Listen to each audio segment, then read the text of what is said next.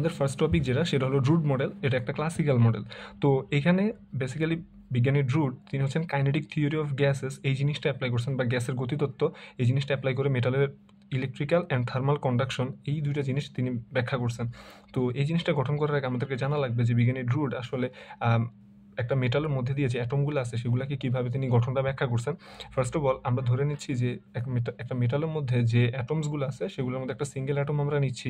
এটা হচ্ছে সেই সিঙ্গেল অ্যাটমটা, এটার মধ্যে যে অ্যাটমিক নাম্বার সেটা হচ্ছে ZA। সো ZA মানে হইতেছে জেড এর সংখ্যক প্রোটন এবং জেড এ সংখ্যক ইলেকট্রন দুইটাই আছে। তার মানে নিউক্লিয়াসের ভিতরে যে টোটাল চার্জ তিনি বললেন যে এটার মধ্যে তাহলে টোটাল চার্জ হবে E ইন্টু ZA, কারণ ইলেকট্রন আর প্রোটনের চার্জ সমান এবং পজিটিভ।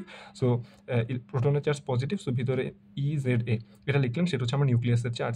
এখন জেড এর সংখ্যক যেহেতু প্রোটন আছে তার মানে জেড এর সংখ্যক আমার ইলেকট্রনও থাকবে। তো বিজ্ঞানী ড্রুড যেটা বললেন যে জেড এর সংখ্যক ইলেকট্রনের মধ্যে আমার জেড সংখ্যক ইলেকট্রন একটা মানে অ্যাটম থেকে বের হয়ে গিয়ে মেটালের মধ্যে বাইরে ঘুরতে থাকে, যেটার সাথে হচ্ছে নিউক্লিয়াসের কোনো সম্পর্ক থাকে না। তাহলে আমার বাইরে যে চার্জটা থাকবে, বাইরে যে চার্জটা যাবে সেটা হলো -E ইন্টু জেড।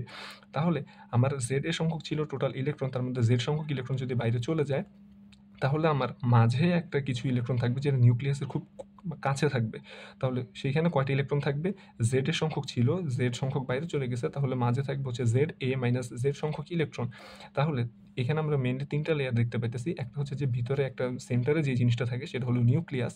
নিউক্লিয়াসের বাইরে বেশ কয়েকটা ইলেকট্রন থাকে, যে ইলেকট্রনগুলো নিউক্লিয়াসের সাথে খুব টাইটলি বন্ডেড থাকে, সেগুলোকে আমরা বলবো কোর ইলেকট্রনস। আর বাইরে যে ইলেকট্রনগুলো যেগুলো অলমোস্ট নিউক্লিয়াসের সাথে সম্পূর্ণ ইন্টারেকশন হারিয়ে ফেলে সেই জিনিসগুলোকে আমরা বলবো হচ্ছে ভ্যালেন্স ইলেকট্রন।